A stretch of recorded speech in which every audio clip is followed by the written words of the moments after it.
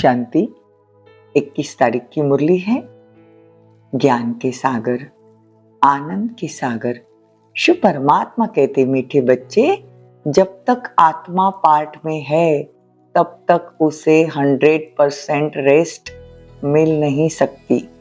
Rest मिलती है निर्वाण धाम में, वहां कोई पार्ट नहीं होता। प्रश्न है, जो बच्चे चलते चलते पढ़ाई से थक जाते हैं, उन्हें फिर कौन से संकल्प आते हैं जो विकल्प का रूप ले लेते हैं?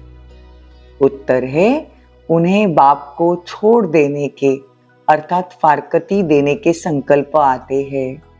बाबा कहते हैं, ये संकल्प आना भी विकल्प है। ऐसा संकल्प करना भी पाप है। पढ़ाई न पढ़ना माना ही थक जाना। ऐसे बच्चे अपना खाना खराब कर देते हैं। अगर किसी बात के कारण कोई माता पिता से रूठ जाते हैं तो वह 21 जन्मों की बादशाही गवा देते हैं। गीत है, आज अंधेरे में है इंसान। ओम शांति। यह है भक्ति का गीत अथवा प्रार्थना। किसके पास प्रार्थना करते हैं? भगवान के पास। परंतु घोर अंधियारे में होने के कारण भगवान को जानते नहीं।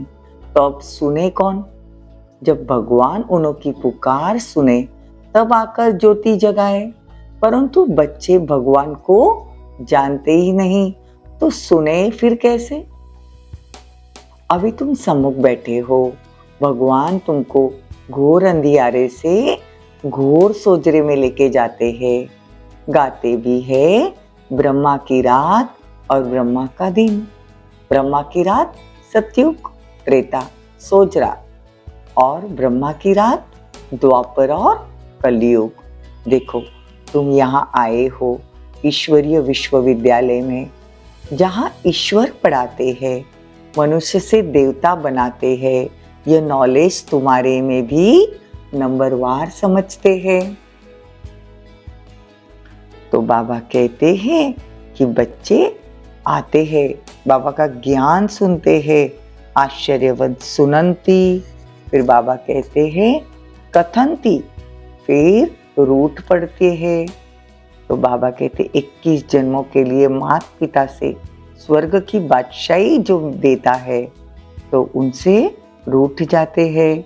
बाबा ने समझाया है, जिसको शांति कहा जाता है वो मिलती है सिर्फ शांति धाम में। शांति धाम कहो या निर्वाण धाम कहो, उसको मुक्ति धाम भी कहा जाता है। अगर कोई कहे कि 100% रेस्ट चाहिए तो यहाँ नहीं मिल सकता। बाबा कहते हैं कर्म तो करना ही पड़ता है। तो अल्पकाल के लिए अगर आप नींद लेते हो तो कहते हो ना कि मैं रेस्ट करता हूँ, क्योंकि आत्मा कहती है मैं सारा दिन काम करके थक गई हूँ, तब रेस्ट लेती हूँ। तो अपने को डिटैच कर देते हैं। लेकिन बाबा कहते हैं परम धाम में रेस्ट ही रेस्ट है।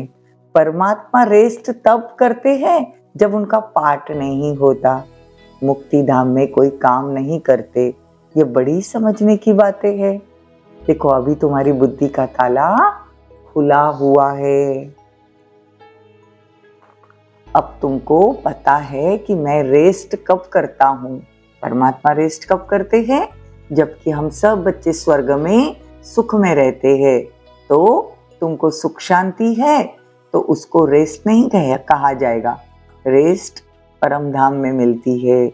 जब स्वर्ग में हो तो मुझे कोई मेहनत नहीं करनी पड़ती। मैं वहाँ मतलब परम धाम में, शांति धाम में रहकर रेस्ट करता हूँ। शांति का दूसरा अक्षर रेस्ट है। देखो, आज बाबा ने बात क्लियर की कि शांति का दूसरा अक्षर क्या है? रेस्ट है। रात को अशरीरी बन जाते हैं, शांत हो जाते हैं, फिर उठते हैं तो कर्म में आते हैं, फिर अनरेस्ट होता है तो कर्म करते अनरेस्ट भाती है। सतयुग में अनरेस्ट का तो सवाल ही नहीं। अनरेस्ट करती है माया, वहां ऐसा कोई होता ही नहीं। वहाँ सुख और शांति दोनों है। सच्ची रेस तो तब हो जब कहे कि हम निर्वाण धाम में रहते हैं, वहाँ चुप रहते हैं। बाबा कहते हैं पढ़ाई नहीं पढ़ते हैं तो रेस्ट लेते हैं, पढ़ाई नहीं पढ़ना चाहते तो रेस्ट लेते हैं। न पढ़ना रेस्ट लेना, यह भी थकना हो गया, अपना ही खाना खराब कर देते हैं। मतलब बाबा कहते हैं कुछ भी हो जाए अपनी मुरली कभी मिस नहीं करो, और मुरली सुनते टाइम भी परमात्मा की याद में बैठकर सिर्फ 10 मिनट अच्छे से बुद्धि को पावरफुल स्टेज में रखकर सिर्फ परमात्मा की याद में मुरली सुनो। उस समय और कोई भी संकल्प नहीं, तब आत्मा को ताकत मिलेगी और सत्युग में पद भी उच्च मिलेगा। समझाया जाता है कि रात के राही स्वर्ग के राही पर चल रहे हो ना तो थको मत, बाबा से रूठो भी मत, माता पिता को फारकती भी मत देना। अगर फारकती देने का संकल्प आता है तो यह बाबा कहते यह भी विकल्प हो जाता है। ऐसे माता पिता जिसे स्वर्ग की राजाई मिलती है उसके लिए संकल्प भी क्यों उठाते हो। लिखते हैं कभी कभी संकल्प आता है छोड़ दे, कुछ समझते नहीं। अरे समझने का तो अब यह टाइम है, समझना मतलब पढ़ना, तो पढ़ते रहना चाहिए। बाप कहते हैं कि मनुष्य कहते हैं कि हमको अल्लाह ने पैदा किया, निराकार फादर को ही रचता कहेंगे ना, तो रचता बाप को तो जरूर मनुष्य ही जानेंगे, जानवर तो नहीं जानेंगे। जानवर तो मुख से नहीं कहेगा उनको परमात्मा ने रचा है। यह बेहद का बाप कहते हैं देखो मैं भी कैसे रचना रचता हूँ। देखो परमात्मा कहते मैं भी कैसे रचना रचता हूँ, इनमें प्रवेश कर तुमको अपना बनाता हूँ। ब्रह्मा के तन में प्रवेश कर उनके मुख कमल से आत्मा को परिचय देते अपना। तो मुख कमल से परिचय देते हैं और कहते हैं आत्मा तुम मेरी हो, मैं तुम्हारा हूँ। फिर इनके द्वारा तुम बच्चों को रचता हूँ। तुम हो मुख वंशावली, मुख से रचना रचते ना तो मुख वंशावली हो गए। बाबा कहते हैं कि प्रलय तो होती नहीं, बच्चा सागर के पीपल के पत्ते पर आया, ये सब गपोड़े हैं, बहुत कथाएं हैं ना। तो बाप ने समझाया है सतयुग में जब तुम गर्भ महल से आते हो तो वह आनंद में रहते हो। देखो गर्भ में भी गर्भ महल का आनंद लिया जाता है सतयुग में। यहाँ तो देखो गर्भ में बच्चा आता है तो जेल का अनुभव होता है। तो बाबा कहते हैं वहां दुख पाप कर्म होता नहीं, वो है पुण्य आत्माओं की दुनिया, यह है पाप आत्माओं की दुनिया। यह सब कुछ त्याग कर तुम सदा पुण्य आत्मा बनते हो। इतना पुण्य करते हो जो आधा कल्प तुम कोई पाप नहीं करेंगे, तुम अविनाशी पुण्य आत्मा बन जाएंगे। ईश्वरीय अर्पण करते हैं ना, मनुष्य ईश्वर को अर्पण करते हैं अर्थात ट्रांसफर करते ना दूसरे जन्म के लिए, कहते ना कि ईश्वर अर्थ हम दान करते हैं। यहाँ तुम ट्रांसफर करते हो 21 जन्मों के लिए, तो बहुत होना चाहिए। तुमसे सारी कीचड़ पट्टी लेकर बाबा नया देते हैं, मतलब पुराना लेकर सोना देते हैं। तुम सच्चाई से बाप को देते हो, बाप भी तुमको सब कुछ देते हैं। तुम्हारा पार्ट चला आता है। ये ड्रामा में नूंद है ना, ये ड्रामा में था, सबने घर बार छोड़ा। स्टार्टिंग में परमात्मा के लिए दादियों ने सबने घर बार छोड़ा। नई गौशाला बननी थी, नहीं तो मनुष्य जानते कैसे, भट्टी कैसे बनती, ये दिखाना था ना। कहते हैं कि बिल्ली के पोखरे आदि, लेकिन बाबा कहते हैं कि पहले गौशाला बननी थी तो बहुत घर बार छोड़कर बाबा के पास आ गए। ये सब ज्ञान तुम बच्चों को अभी है, फिर वहां यह ज्ञान नहीं रहेगा। कहाँ? सतयुग में। सतयुग में यह ज्ञान ही नहीं रहेगा, यह ज्ञान देने वाले बाप भी याद नहीं आएगा। तो ऐसे 21 जन्म तुम राज्य करेंगे। फिर गिरेंगे, वहां यह ज्ञान नहीं रहता। अगर ज्ञान हो कि हम 21 जन्म सुख भोगने के बाद वापस सीढ़ी उतरते जाने वाले हैं, तो लक्ष्मी नारायण को भी वो सुख न भासे, इतनी खुशी न रहे, तो त्रिकालदर्शी पने का पाठ तुम्हारे में अभी रहता है। सतयुग में देवताओं को भी आगे का मालूम नहीं रहता है, लेकिन संगम पर परमात्मा आकर हमको त्रिकालदर्शी बनाते हैं। मुख्य हीरो हीरोइन का पाठ तुम्हारा है, और कोई का पाठ नहीं। असुर से देवता, फिर देवता से असुर, तुम भारतवासी बनते हो। बाकी तो है बीच में बाईप्लास। नाटक में बीच में फिर हंसी कुड़ी का खेल भी चलता है। आधा कल्प के बाद देवी देवता धर्म प्राय लोप हो जाता है। तुम्हारी बुद्धि में ये सारा चक्र फिरता है, तो तुम समझते हो ना, परमपिता परमात्मा भी परमात्मा है, परम धाम में रहने वाला है। बाप कहते हैं मेरे में सारा ज्ञान है, मैं मनुष्य सृष्टि का बीज रूप चैतन्य हूँ। देखो, वो वृक्ष का बीज चैतन्य नहीं है, जड़ है, लेकिन मनुष्य सृष्टि का बीज रूप चैतन्य है। शिव तो चैतन्य है, उनकी प्रतिमा पूजी जाती है, परमात्मा की प्रतिमा पूजी जाती है। आजकल गवर्नमेंट झाड़ों की सैपलिंग लगाते हैं, वो चैतन्य बीज है, परमात्मा। तो बाप कहते हैं कि हाँ, ऐसे कहेंगे कि स्वर्ग में 100% पवित्रता सुख शांति रहती है, नाम ही स्वर्ग है।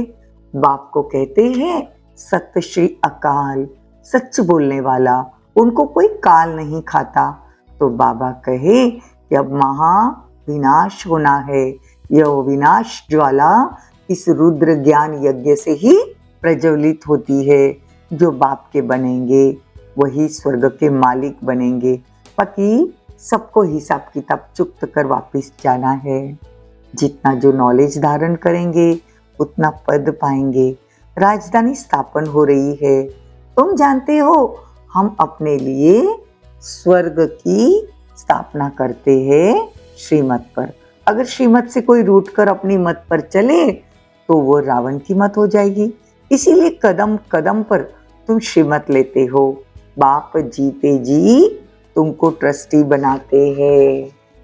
अच्छा, मीठे मीठे सिकिलदे बच्चों प्रति माता पिता बाप दादा का याद प्यार और गुड मॉर्निंग। रूहानी बाप की रूहानी बच्चों को नमस्ते। हम रूहानी बच्चों की रूहानी माता पिता बाप दादा को याद प्यार, गुड मॉर्निंग, नमस्ते, थैंक यू, बहुत बहुत शुक्रिया। धारणा के लिए मुख्य सार, कंप्लीट दानी बनना है। सच्चाई से सब बाप को अर्पण कर नई दुनिया के लिए ट्रांसफर कर देना है। जीते जी ट्रस्टी बनना, कदम कदम पर बाप से श्रीमत लेनी है। कभी भी श्रीमत से रूठ मनमत पर नहीं चलना है। वरदान, कंबाइंड रूपधारी बन, सेवा में खुदाई जादू का अनुभव करने वाले खुदाई खिदमतगार भवो। बहुत सुंदर वरदान है, फिर से सुनेंगे। कंबाइंड रूपधारी बन, बाबा के साथ कंबाइंड होकर सेवा करनी है, और सेवा में खुदाई जादू का अगर अनुभव करने वाले अगर करना है तो खुदाई खिदमतगार भवो। देखो, स्वयं को सिर्फ सेवाधारी नहीं, लेकिन ईश्वरीय सेवाधारी समझकर सेवा करना। डबल अंडरलाइन, सिर्फ मैं सेवाधारी नहीं हूँ, बाबा की सेवा करनी है, सेवा करनी नहीं, मैं ईश्वरीय सेवाधारी हूँ। इस स्मृति से याद और सेवा स्वतः ही कंबाइंड हो जाएगी। याद और सेवा कंबाइंड हो जाएगी। जब खुदा को खिदमत से जुदा कर देते हो तो अकेले होने के कारण सफलता की मंजिल दूर दिखाई देती है। जब खुदा को खिदमत से, मतलब हम सेवा जो कर रहे हैं, सेवा में अकेलापन है, मैं ही कर रहा हूँ, तो बाबा कहते अगर आप खुदा को जुदा कर दोगे सेवा से तो फिर क्या होगा? सफलता की मंजिल बड़ी दूर दिखाई देगी। इसीलिए सिर्फ खिदमतगार नहीं, लेकिन खुदाई खिदमतगार हूँ, यह नाम सदा याद रहे तो सेवा में स्वतः ही जादू, देखो खुदाई जादू भर जाएगी, सेवा में खुदाई जादू भर जाएगी और असंभव कार्य भी संभव हो जाएगा। इतना सुंदर वरदान है। तो आज से हम कोई भी सेवा करें, कोई भी सेवा, लेकिन हम खुदाई खिदमतगार है, घर की भी सेवा कर रहे हैं तो खुदा मेरे साथ है, मैं खुदा के घर की सेवा करता हूँ। तो बाबा कहते हैं सफलता की मंजिल आपके कदम चूमेगी। स्लोगन, कर्मयोगी बनना है तो कमल आसनधारी बनो, मतलब न्यारे और प्यारे बनो, तो कर्म योगी बन जाएंगे। मतलब कर्म करते भी बाबा की याद और सेवा करते ये सोचना है कि मैं खुदाई खिदमतगार हूँ। ओम शांति।